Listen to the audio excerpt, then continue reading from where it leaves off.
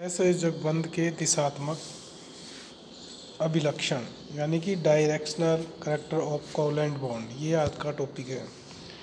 तो हम यह देखते हैं कि हाइड्रोजन का एग्जांपल लेके हम इसको समझाने का प्रयास करते हैं। हाइड्रोजन अणु की संरचना भली भांति समझाने के पश्चात 1931 में पॉलिंग और स्लाटर नाम के साइंटिस्ट थे। इन्होंने सहसंयोजक बंध सिद्धांत का उपयोग अन्य अणुओं में बंधन तथा उनकी संरचना समझाने के लिए किया।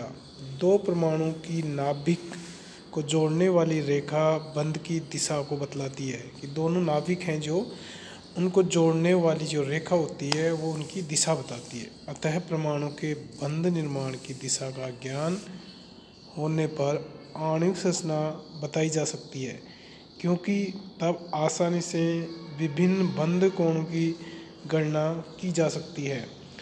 पॉलिंग तथा स्लाटर नाम के जो साइंटिस्ट थे, इन्होंने सहसंयोजक बंध निर्माण तथा उनके दिशात्मक निर्धारण के लिए कुछ सुझाव दिए। वो निम्न प्रकार से हैं। पहला सुझाव दिया उन्होंने बताया कि सहसंयोजक बंध कक्षकों के अतिव्यापन से बनते हैं तथा कक्षकों का जितना अधिक अतिव्यापन होगा उतना ही सबल बंध बनेगा। सहसंयोजक बंध अतिव्यापन से बनते हैं और जितना अधिक अतिव्यापन होगा उतना ही प्रबल बंध बनेगा, उतना ही मजबूत बंध बनेगा। इस प्रकार बंध सामर्थ्य कक्षकों के अतिव्यापन बढ़ने के साथ बढ़ता है। दूसरा दिया इन्होंने कि प्रबलतम बंध बनाने के लिए कक्षक ऐसी दिशा से एक दूसरे की ओर बढ़ते हैं जिससे उनके बीच अतिव्यापन अधिकतम हो सके। यह दिशा कक्षक के इलेक्ट्रॉन घनत्व की दिशा होती है। मतलब इन्होंने बताया कि प्रबलतम बंध बनाने के लिए वो एक दिशा का चयन करते हैं और वो एक दूसरे की तरफ बढ़ते हैं जहाँ तक अधिकतम अतिव्यापन हो सके, और वो दिशा होती है जहाँ इलेक्ट्रॉन घनत्व अधिक होता है। तीसरा पॉइंट दिया इन्होंने, अधिकतम अतिव्यापन की दिशा ही बंध की दिशा होती है। तो इन बिंदुओं से स्पष्ट होता है कि किसी बंध की दिशा बंधन में सम्मिलित कक्षकों की दिशात्मकता पर निर्भर करती है। अतः जो sp तथा sp संकृत कक्षकों की दिशात्मकता पर प्रकाश डालेंगे हम इसमें। पहला है s कक्षकों की दिशात्मकता। तो हम सब जानते हैं s कक्ष के बारे में कि इसकी आकृति गोलाकार होती है।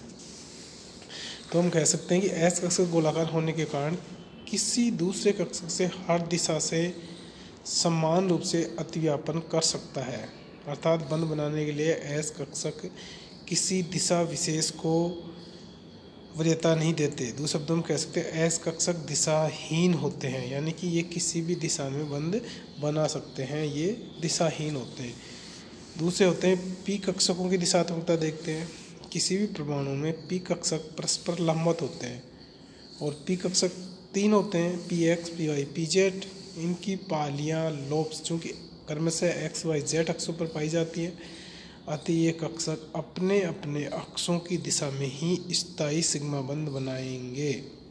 उदाहरण के लिए px कक्षक x अक्ष पर ही स्थायी सिग्मा बंध बनाएंगे। इसी प्रकार py कक्षक py y की अक्ष की दिशा में तथा pz कक्षक z अक्ष की दिशा में ही स्थायी सिग्मा बंध का निर्माण करेंगे। तो ये जिस डायरेक्शन में होंगे उसी डायरेक्शन में ये स्थायी बंध बनाएंगे। तो इस प्रकार से sp संकर कक्षकों की दिशात्मकता।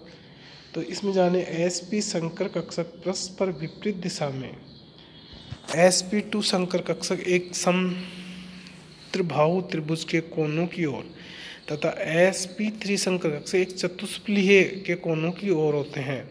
अतः बंध बनाने के लिए संकर कक्षक अनुरूपी यानी कोरस्पोंडिंग दिशा की ओर ही वरीयता देंगे। जैसे sp लंबवत में होंगे, sp2 ट्राइंगुलर में होंगे, sp3 टेट्रांगुलर में होंगे। तो जो जिस डायरेक्शन में होगा उसी में वो अपनी दिशा का चयन करेंगे।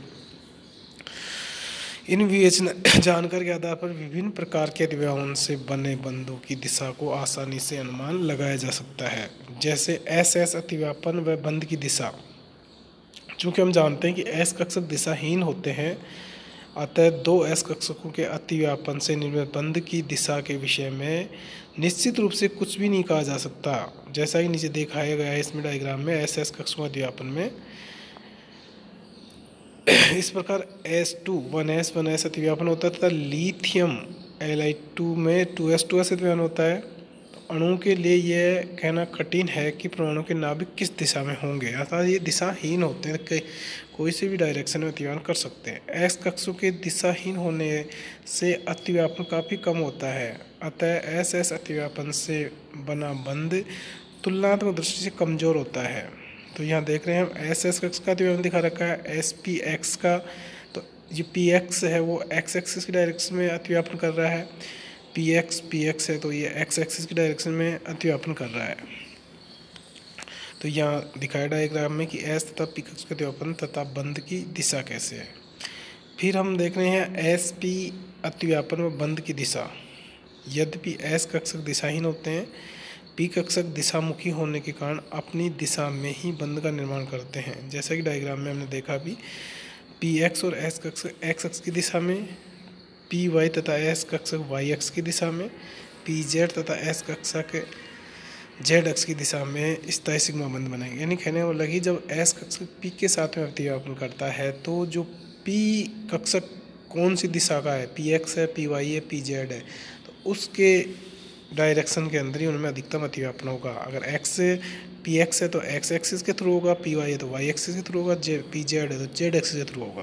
तो इसमें जो सिग्मा बंध बनेगा वो उन पे डिपेंड करेगा, पी पे ना कि एस पे। एस दिशा नहीं बताता। पी कक्षक एस की अपेक्षा अधिक दिशात्मक होने के कारण पी एस अतिव्यापन से बना बंध एस एस अतिव्यापन से बने बंध की अपेक्षा अधिक स्थायी होगा। एग्जाम्पल के लिए HCl के निर्माण में क्लोरीन का 3pZ कक्षक हाइड्रोजन के 1s कक्षक से अतिव्यापन कर जो बंध बनाता है वह जेड अक्ष की ओर दिशामुखी होगा। इसी प्रकार हम देखते हैं PP अतिव्यापन व बंध की दिशा। PP अतिव्यापन से बने सिग्मा बंध की दिशा वही होगी जो P की दिशा है। इसी प्रकार PX PY PZ अतिव्यापन से बनने वाले सिग्मा बंधों की दिशा क्रमशः PX की X, PY की Y और PZ की Y अक्षों की ओर होगी।